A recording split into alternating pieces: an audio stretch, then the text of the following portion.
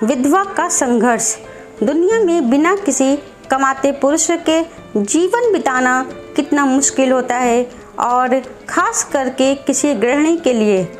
ये बात कुछ महीनों पहले ही विधवा हुई कमला से बेहतर कौन जान सकता था। कार एक्सीडेंट में पति की मृत्यु के बाद कमला पलटों जैसे दुखों का पहाड़ टूट पड़ा था। कमला को 2 बेटियां थी, जिनका पालन पोषण और पढ़ाई की जिम्मेदारी अब पूरी तरह से उस पर आ चुकी थी। उसके पति की थोड़ी बहुत सेविंग्स थी, जो कुछ ही महीनों में अब शून्य होने को आई थी। भगवान जैसे उसकी कड़ी परीक्षा लेने पर तुला था, क्योंकि ले देकर उसके पास एक ही कमाई का जरिया था, जो थी उसकी गाय। पर अब वो भी बीमार से मर चुकी थी।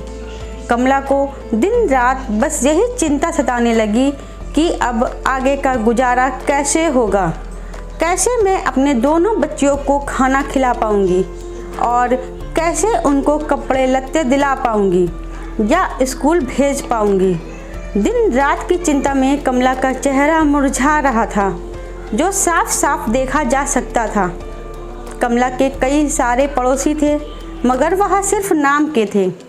किसी ने भी अपना पड़ोसी धर्म नहीं निभाया था। इनमें से एक पड़ोसी टीचर थे, जो कमला की परिस्थिति से भली भांति वाकिफ थे।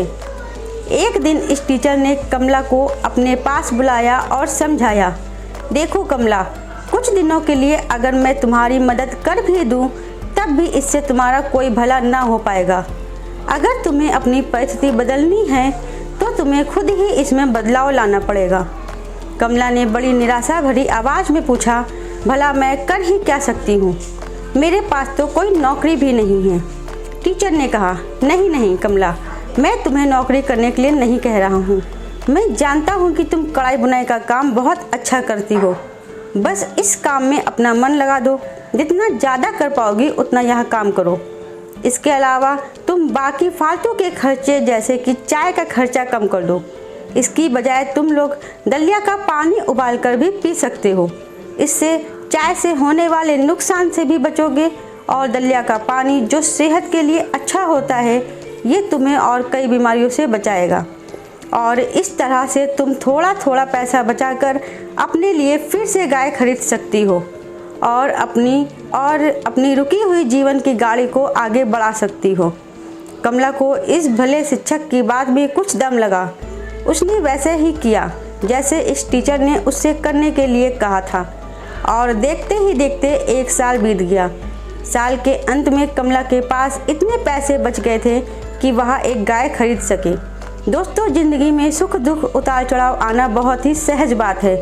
सुख आने पर हमें होश में रहना चाहिए, दुख आने पर हमें अपने आप को संभालते हुए उससे निकलने का रास्ता ढूंढना चाहिए।